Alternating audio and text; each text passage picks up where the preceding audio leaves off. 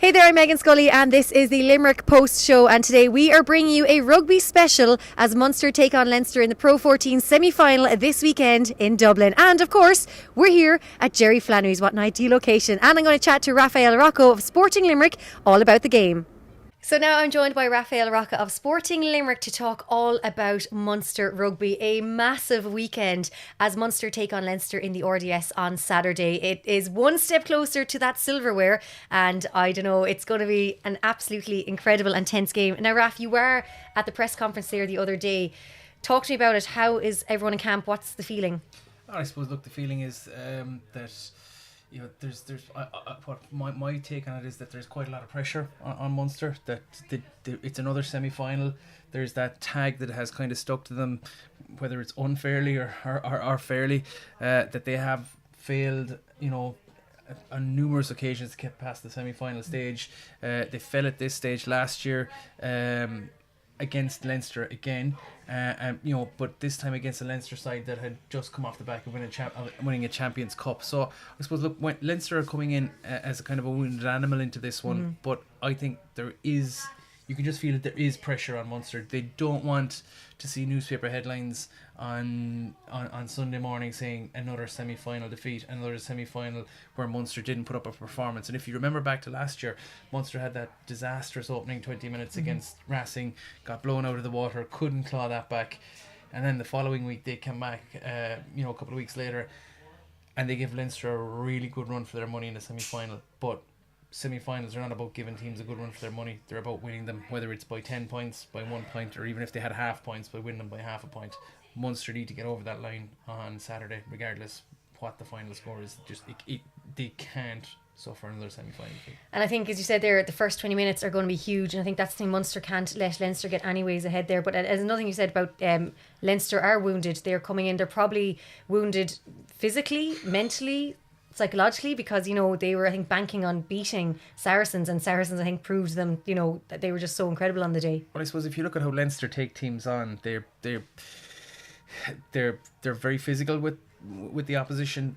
They tend to break them down to soften them up, and then when they put that ball wide into space, they have backs that can do serious damage. But I think if you saw Saracens' defensive structure was just so good, it cut out all the space, it put pressure on Leinster at the ruck, which meant they didn't get the ball recycled as quickly as they normally would.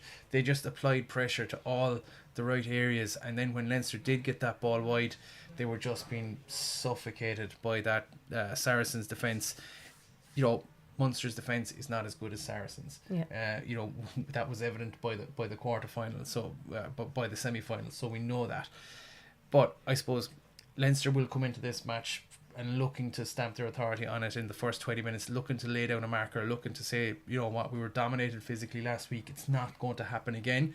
And I suppose if Munster can soak up all that pressure, soak up all that energy from Leinster, you know, without shipping scores, and stay in it for the first 20 minutes and maybe frustrate Leinster, you know, kick the corners. Joey Carberry being back is a huge asset. It will make a huge difference to Munster's game plan and how they'll be able to implement it. So, you know, if they can take the sting out of Leinster in the opening 20 minutes and still be in with a fighting chance in the last 20 minutes, then I think, you know, we could be on for a win. And I think Munster have that bit of the advantage, though, that they've had more time to prepare for this game, whereas Leinster, as I said, have literally had a week turnover to get their bodies back right again and to take on what now for them is also one chance at silverware this season. Yeah, last chance saloon for them for silverware this season. You know, I suppose apart from the physical draining that comes with losing a final like that, you know, if you win a final, okay, you're physically drained, but it's a different type of drain because mentally you can get up a lot easier for the following week. But coming in off the back of a defeat, and I think the nature of it as well, Saracens just shut them down. Yeah. You know, Leinster scored the first 10 points, Saracens scored the next 20, and that was it. It was just, they closed them down and they didn't give them opportunities. And I think, you know, that can get teams to question themselves, to say, you know, to kind of question the game plan, or to just to instill that little bit of doubt heading into this weekend. But, you know, there's no doubt about it. Munster have a huge task in their hands, and they're going to have to put in the best performance they've put in, not just this season, this year, but in, you know, it's going to have to. They went up to the RDS last year and everyone was raving about the performance. That's going to have to be better again this year.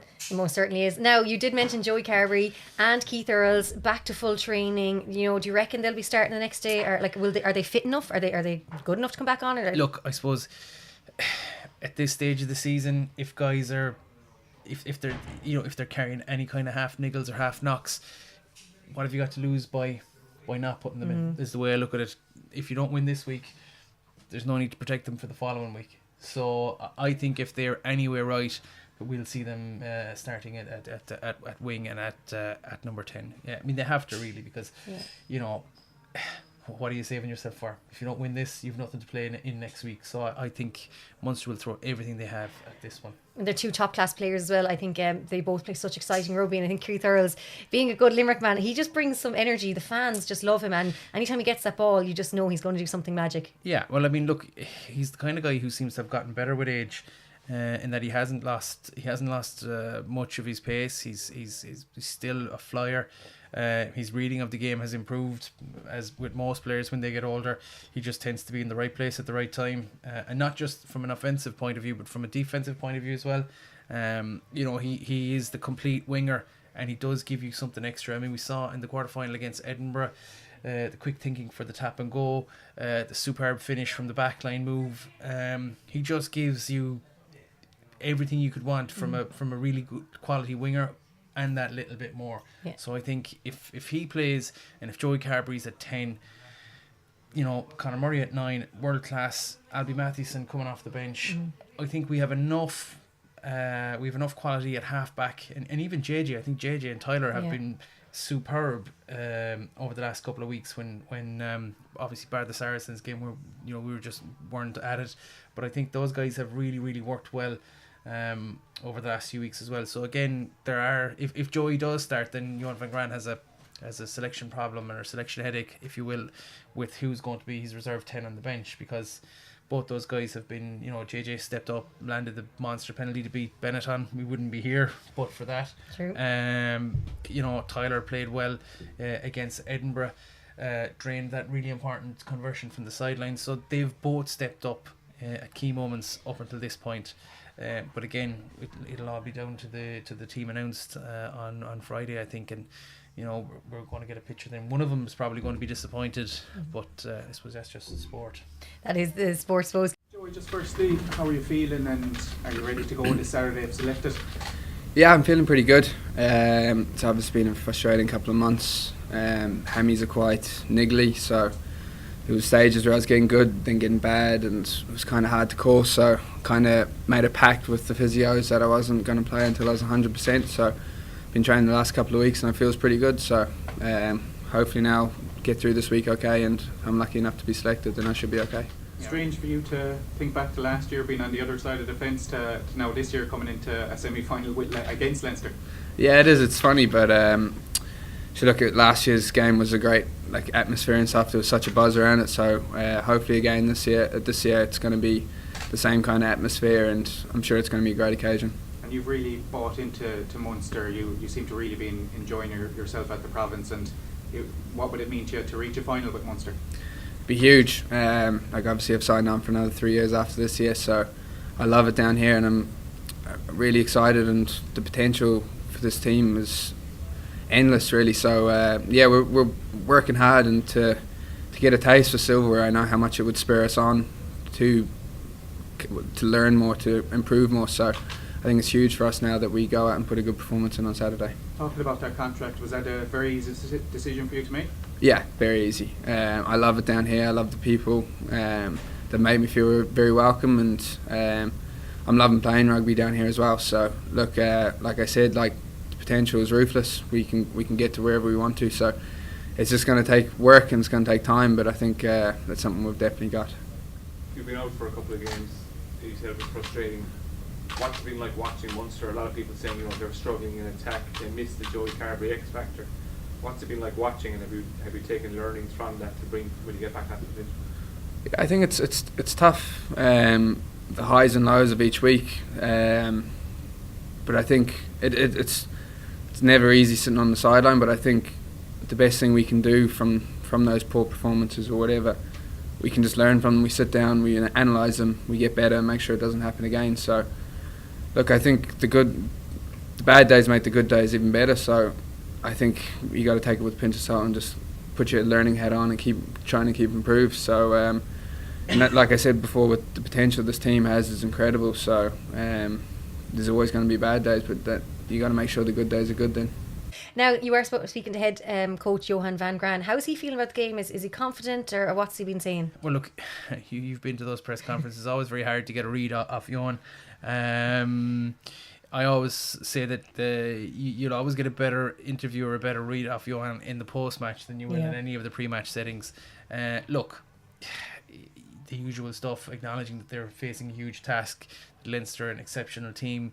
The usual kind of semi-final stuff where we're going to have to start well on the road, take the crowd out of it if we can, not cough up silly mistakes. And I think if you're Munster as well, you just, their play has come in for criticism this year, but not for the fact that they haven't created chances, but they haven't taken the chances they've created. So I suppose it would be a lot worse of a problem for Munster if they couldn't create the chances in the first place. Mm-hmm. By virtue of the fact that you're creating them, at least that means that you can work on finishing them. But having to work on creating them is a whole other set of problems that will take longer to fix. So I think they're not far off. I mean, look, this side has been in the top 4 in Europe for the last 2 years in a row, beaten in semi-finals on both occasions. There's plenty of teams in the Pro 14 and there's plenty of teams across Europe that would give their right arm to be where Munster are. But the jump from being a semi-finalist to being a Saracens or to being a Leinster is quite a jump, because those are by far and away the top 2 clubs in Europe at the moment. And it's unusual. Not every competition sees the 2 best teams get to the final, but I think this year the Champions Cup saw the 2 strongest sides, saw the two best squads get to the final. And again, you saw that Saracens were just that bit better than Leinster. So Saracens are the benchmark. Leinster are pushing them really close. And then there's a gaggle of sides in and around there, with Munster probably being the best of them. But that last bit, that last few percentages they need to get are the hardest ones to get. It's the difference between winning and losing, I suppose. Yeah, they're the ones they're striving to. I suppose looking ahead to the semi-final now, a big chance to progress to a final and to end the season on a really positive note. Yeah, we as a group spoke about it. It's actually been a fantastic Pro 14 season. I think we've won 17 out of our 22 games. We're very proud of our home record and improvements we've made away. At the start we said there will be ebbs and flows, and we didn't put in a quality performance against Treviso, and we looked at that. The positive out of this, we're in this competition at this stage. Only 4 teams can still win it. And for us, it's a massive challenge to go down to the RDS and play against Leinster. I thought they've put in a very good shift against Saracens, and the 2 best teams in Europe had to go at each other over the weekend, and that's our challenge to go and beat the champions in their own backyard. And there's such a quality outfit that it'll be a real challenge from our side if we were to progress to the final. Obviously, the later part of the season is hugely competitive. That's why it's tough to obviously get over the line in semi-finals and finals. Something that Munster haven't managed to do over the last couple of years. Is there something that you look at improving there? Do you look at particular instances in game where you can look back on games? Obviously, you can look back on the Leinster game last year as well. I think there's so many things. If there's a lot of championship moments that you need to win. Against Saracens, we didn't start particularly well. We lost the aerial battle, and I believe it's something that Leinster will target. It's something that we've worked on, and then finishing your opportunities in the semi-final that we played against Saracens. We had some opportunities that we weren't clinical enough. Also, opposition had some, and you've really got to earn those moments. You learn out of every single rugby game. There were, even on the weekend in that European final, there were close instances where Leinster could have scored and took the game away from Saracens, and subsequently there were opportunities on the other side. So use your opportunities, and the most important thing, if you want to get to a final, you've got to play well, and we've got to really go down to Dublin on Saturday and play well to beat Leinster. Now, we are, of course, in Jerry Flannery's pub here on Catherine Street, and huge news during the week that Jerry and Felix Jones will not be returning next season. What do you make of that news? Look, I suppose it was a bit of a shock insofar as that these guys have been with the province, I think, in a coaching role since 2014. There's been a lot of upheaval there during their time with the tragic passing of Anthony Foley, with Razzie Erasmus coming in, with Razzie Erasmus leaving, with Johan van Graan coming in mid-season. So I suppose they've since their time at 2014 to now, 5 years, there's been 3 head coaches. I don't think Munster have had 3 head coaches in that quick a turnover. I'd say you'd go a long way back to find a backs division or a forwards coach who'd worked under 3 head coaches at the same province. So I suppose there has been that bit of upheaval or lack of continuity, if you will, over the years. They've done a good job. They've done a really good job getting Munster to where they are now. But I suppose, look, if you're Johan van Graan, if you look at a soccer coach when he comes into a new club, he comes in with a totally blank canvas, doesn't have to take on any backroom staff. He's installed, he can bring in his own backroom team. That wasn't the case here with Munster. And I'm sure that Jerry and Felix will go on to other jobs. I'm sure that there's probably plenty of clubs in the Aviva Premiership, or the Gallagher Premiership across the water that will be looking at them. France is another option. Like, these guys have coached at Munster, which is at the top end of the Pro 14 and at challenging always in Europe. They've coached there. They're no mugs. So it's not like their coaching careers are ended. If anything, it's a new chapter. It's a new door that's going to open for them. I wish them the best of luck, and I'm sure that they will thrive in whatever other environment they go into. But on the flip side of it, you see some newspaper. It's like some newspapers will say that it's a disaster. It's a lack of continuity. There's no local guys involved in Munster anymore. You can look at it that way, or you can say it gives Johan van Graan a summer to come up with coaches that he wants to put in, he can further stamp his authority on this side, and mould them in the way he wants them to play. So look, you can look at it both sides, but those guys have given huge service to Munster, and I'm sure wherever they go, you never know. Look, Declan Kidney's installed at London Irish. They're making lots of moves. It wouldn't surprise me if you were to see some movement in that direction to London or to Reading or to Majeski or wherever it is they play at the moment. But they won't be stuck for a job anyways. They we know won't. that much. They certainly won't. No, and they've done great service for Munster. Johan, I suppose just to start with the coaches, Felix Jones and Jerry Flannery departing the province, they're men that you had been on record saying that you would have liked to stay at the province, but that hasn't come to fruition. So are you disappointed that they're moving on? Yeah, I'm very disappointed and sad that they're leaving. 2 fantastic coaches, and more importantly, two brilliant Munster men. And we believe that competitive terms were offered, and they rejected their contract offers. And from a personal point of view, it's 2 guys that I've worked really well with, and unfortunately they're moving on. I suppose it must have been surprising to you as well, given that you hear Jerry Flannery talking about it's his dream job, and obviously Felix has been here years as well, and both past players. It must have been surprising to you, and now you have, I suppose, a headache as to who you're going to look at coming in. Yeah, look, it was the intention of the PGB to make sure that they finalise my contract first, and then the other 2 assistant coaches. Unfortunately, it didn't work out that they will be staying. Like I said, I believe we did everything we could. Really sad to see them going, and now we've got a few voids to fill. And first up, the semi-final against Leinster, and then the process will be ongoing to find their replacements. Johan, is that massive positivity that you can bring in your own people now, that you can put your stamp on your backroom team, much like you have with the team on the pitch? Don, when I came in, I was given a coaching staff, and I knew exactly what I was coming in, and we worked really well together. And I was on record saying to all of you I wanted to retain both of Felix and Jerry, and unfortunately it isn't going to be the case. So I just want to say it's not my people, it's what's the best for Munster Rugby. I've said it from the first day that this club is not about me, and it's what's the best for Munster. And together with firstly the PGB and Irish Rugby, we've got to do what's the best for Munster. In terms of what that picture exactly would be, depending on who we want to bring in. Like you guys have already speculated, there'll be a lot of names thrown around, but hopefully finish the season on a high over the next 2 weeks, and then follow the process to get quality people into Munster Rugby. And I have to say as well, we have to confirm that Ronan O'Gara is not taking the role because he's confirmed to La Rochelle for 3 years. But I've noticed he is starting to return closer to home, so I think it's only a matter of time before he gets back to Ireland. Yeah, it is. And I suppose, look, you have to look at it too.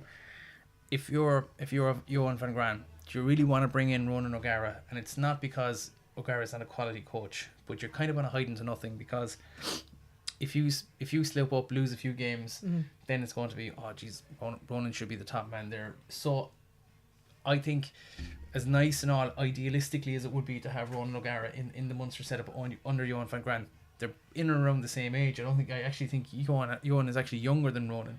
So I don't know. The dynamic might not work. It might not that it might not work, but you're bringing in a rod for your own back. Yeah. If you know what I mean. So I think it would be another while down the road before I would see any move in that direction with Ronan O'Gara coming to Munster.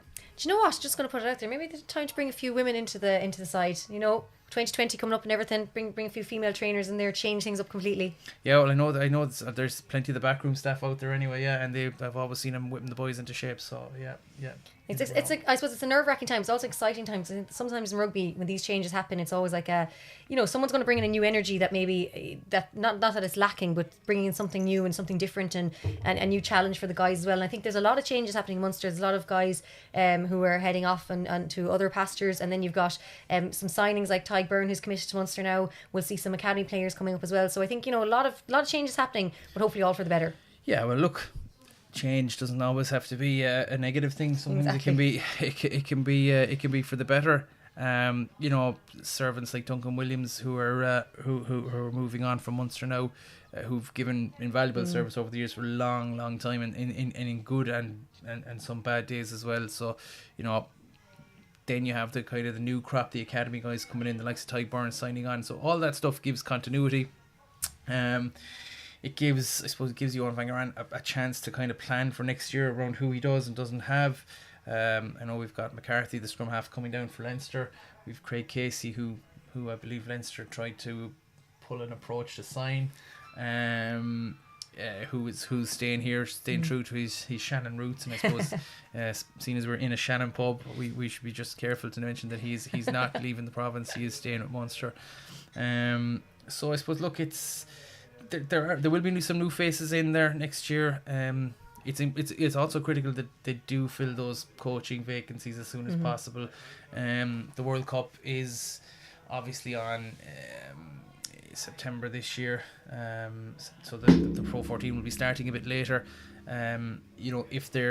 If they're looking at coaches who are currently in national roles at World Cup teams, it means they won't get them till after pre-season. So again, that has its own kind of pitfalls.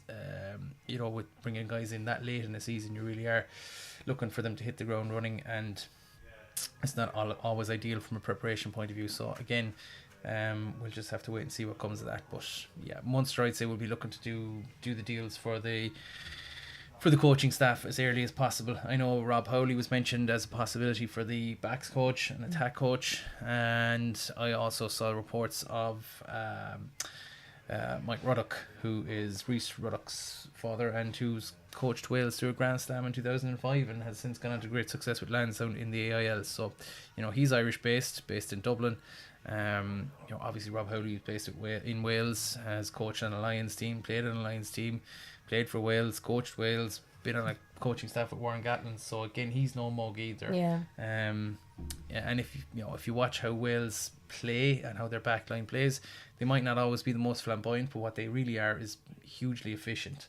And I think that's been one criticism of Munster over the past few years, is they have created chances but just haven't taken as high a percentage of them as they should have. So yeah, it's a busy summer. Yeah, look, it's an exciting time for Munster. All we can say is very best luck, and I hope, Raf, this isn't the last time we're talking now. Hopefully, next week or two I'll be chatting to you again about the final. Fingers crossed.